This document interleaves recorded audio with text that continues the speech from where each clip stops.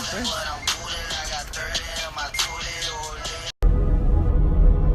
I'm cool, but I'm booted. I got 30 on my tootie. Or living when it's screwing. I'm so smooth, don't need no lubricant. Good morning, Snapchatters. Good morning. The sad thing is, this is my attempt to get to work at 7:30. Yeah, I ain't no good. But Snappers, happy Monday to you. I have a very, very, very busy day. I probably won't be snapping from work. My class is today. I know I have a bunch of new followers who don't know what I'm talking about. The secret of my life is that I'm trying to be the trainer for my job. They instituted a class that I created. My first class is today. But enough about all that. I'm going to be at work really quick, and I know that I owe you guys a story. Remember 2 truths and a lie? Well, one of the truths was that I was a survivor of domestic violence, and yes, that's the truth. But I've actually been bothered by this all weekend because I really actually don't feel like telling the story. I really don't. But then the Lord is telling me that it might help somebody who's listening. So I'm going to tell maybe the shortest, easiest version, but with my personal testimony in it. So, care to hear a story? To begin with, this was my very first boyfriend out of high school. I didn't know anything. I was 18 years old. He was older than me, and I adored the ground he walked on. We had a great relationship. He was a dog. He cheated on me all the time. But we had a great relationship. Because when he wasn't cheating on me, he was a really great boyfriend. He was really great. So anyway, about a year and a half into our relationship, I found out about this girl he was talking to, and I got mad, and I actually hit him first. Punched him in the nuts.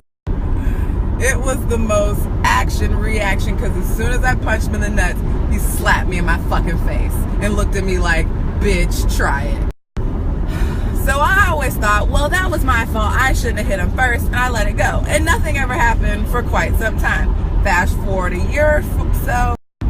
I'm sure it had to do with him cheating on me again, but we got into it again. But this time, the nigga grabbed me by my throat and threw me against the wall. And then afterwards, he was apologetic, said it would never happen again, and I believed him, and we moved on. So fast forward another few months or a year or so. Because one of the points I want to make is, I wasn't some survivor of domestic abuse, like I woke up every day and got beat up. No, that's not what happened. Let's not be dramatic. Because I can say that we dated for 7 years. We were together for 7 fucking stupid long years.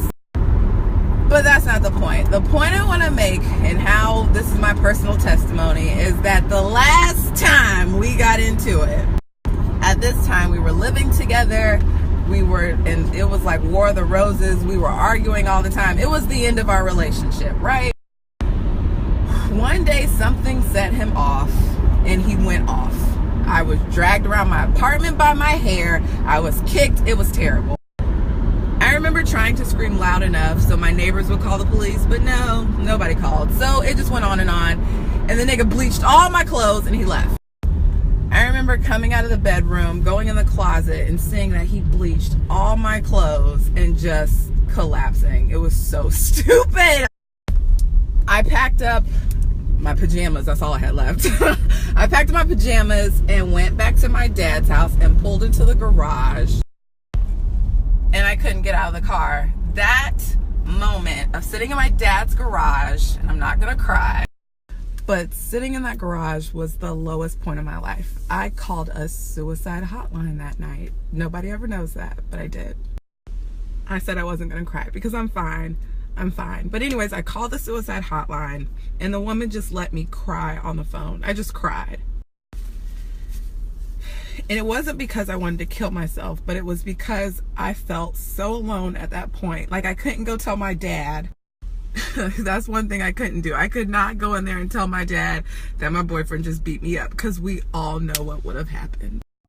And also at the time, all my friends were sick of the shit, and they kind of were like, if you're going to keep doing that, do it by yourself. So I felt like I couldn't call my friends either. So it was just me and this white lady on the suicide hotline. And like I said, she let me cry, and then she talked to me, and her conversation really changed my life. Now, I can't repeat to you verbatim what she said because I don't really remember, but the gist of what she said was kind of like what I tell you guys. Like, if this is the life you're supposed to live, what do you have to do to make it a happy one? And the first thing I knew out of my mouth was I had to leave my boyfriend. And I did. And that was the last fight he and I ever got in. And that was actually the last fight I ever got in with the nigga, because I always say that the Lord takes you through things to learn things. Now, it shouldn't have taken me 7 years to learn to leave that in alone, but it did teach me a valuable lesson. That will never and has never happened again. And it will never happen again. It will never happen again. Like, going through that and coming out of that on the other side, I've gained so much respect for myself. Like, I have so much respect for myself that I would never allow another man to ever disrespect me. Like, ever. Like, even if you don't text me back, we're done. Going through that relationship taught me that I don't need anyone, that you only need the Lord, because at the end of the day, that is the only person who's there for you, and someone on the suicide hotline. So let's conclude this, because I've been sitting in the parking lot for a while. Ladies, respect yourself first. Once you respect yourself, take care of yourself, want nothing but the best for yourself, you would never let a man put their hands on you. You would never let a man verbally disrespect you, verbally abuse you, emotionally abuse you. You have so much respect for yourself that you wouldn't even hear it, because you're talking crazy. So I scream it again. Love yourself first. You'll respect yourself first. And then those good vibes will come your way with another man who will respect you just the same. But that's enough, snappers. Y'all got me verklempt all outside of work, and I need to go inside. But don't message me with sadness and sympathies. I've been delivered. I am so over that shit. Like I said, I honestly didn't want to tell the story because I'm sick of the story, but the Lord propelled me to share it, so I really hope it helps somebody. I gotta go. Snappers, I didn't tell y'all at the park that I fell, and I think I broke my toe. And tape it up. Dr. KV says I need to tape up my toe. I really can't bend. Oh, it won't bend. Oh, it won't bend. Oh, that light is too bright. I do have to tell the story. Snappers, remember the interstate caught on fire and my daddy thought I fell into the fire? Guess what? Oh, shit, the light is too bright. So when I had drinks on Friday, Connie knew why the fire started. Connie knew, honey. Connie knew. I want you to tell everybody why the bridge caught on fire. A crackhead. Crackhead was smoking crack under the bridge. So He cute. was smoking his crack, minding his own business. He just happened to put it over there to the side. He didn't know that was combustible material.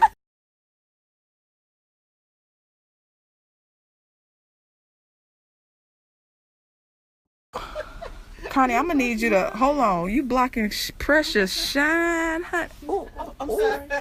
ooh, Precious. Precious.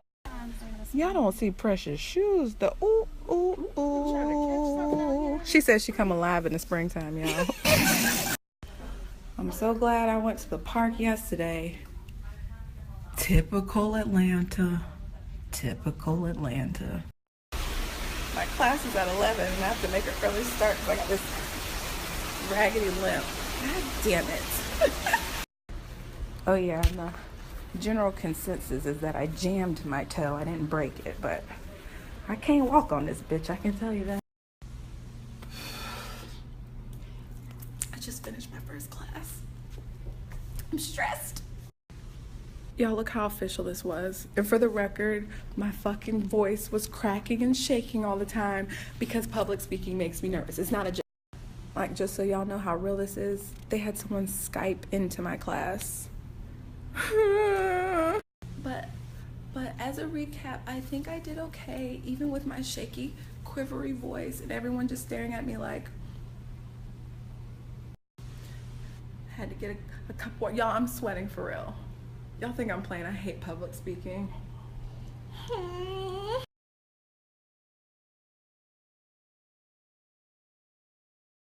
Guys, there's a tornado warning.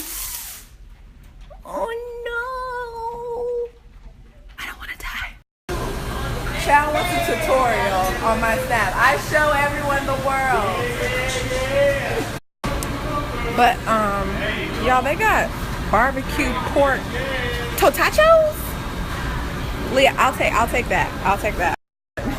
You know, real life stuff. I was like, what do you be doing on your Snap? You were just showing the world.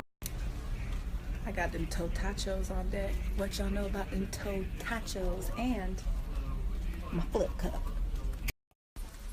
I know this looks like vomit on top of tater tots, but I'm trying to tell y'all, shit smells so good. Snappers, do you want to know how real this iPhone 7 struggle is? It keeps going dead, so I brought my other phone and I just keep switching back and forth. And by switching back and forth, I mean I was trying to charge my backup phone, but now I gotta charge my iPhone, so I'll just listen to music on this. I got two phones, one for the. I got two phones.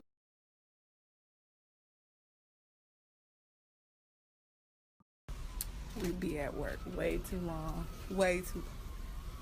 They're vacuuming. Yup. We need to get out of here. Always the last ones. For always the last ones. Come on, Coco. Y'all, Walton don't know where she parked at. Don't even know where she parked. Ain't no cars out here. She still can't find a car. Uh-oh, snappers. It's about to get real. Y'all see that sign across the street? They about to have that colored parking. I ain't got to park down there, though. See, my company is growing, so we're about to build all up over here. So everybody gonna have to park all the way down this street. Look how far that lot is. But good evening, Snapchatters. Good evening. I'm sorry. I be distracted by my own beauty sometimes. But I hope you guys had a great work day. I'm so glad my speech helped so many people. Y'all should see my DMs right now. I can't even respond to half of them, but I'm so appreciative. But like you guys know, I didn't even want to share that story, but I'm already just completely overwhelmed by the people who were touched by it. So thank you for watching my snotty tears. And also thank you for all the people who were like, Ruth, you're your own worst critic. You probably did a great job in your class. I still don't think that I did, but like, I know you guys don't think that they can hear my voice shaking, but I'm pretty sure they're like, why would they let this crybaby bitch teach our class? She can't even keep her voice straight. But enough about all that. Let's play my favorite song again, shall we? Wait for it. I'm coolin', but I'm coolin'. I got 30 on my coolin'. Coolin', but I'm coolin'. I got 30 on my coolin'. Or later, wanna scoop it. I'm so smooth, don't need no lubricant. Pull that, make it move. My little homie. I guess Atlanta heard me talking shit on my snaps and decided to bring some of the blue sky back out. I still miss Florida.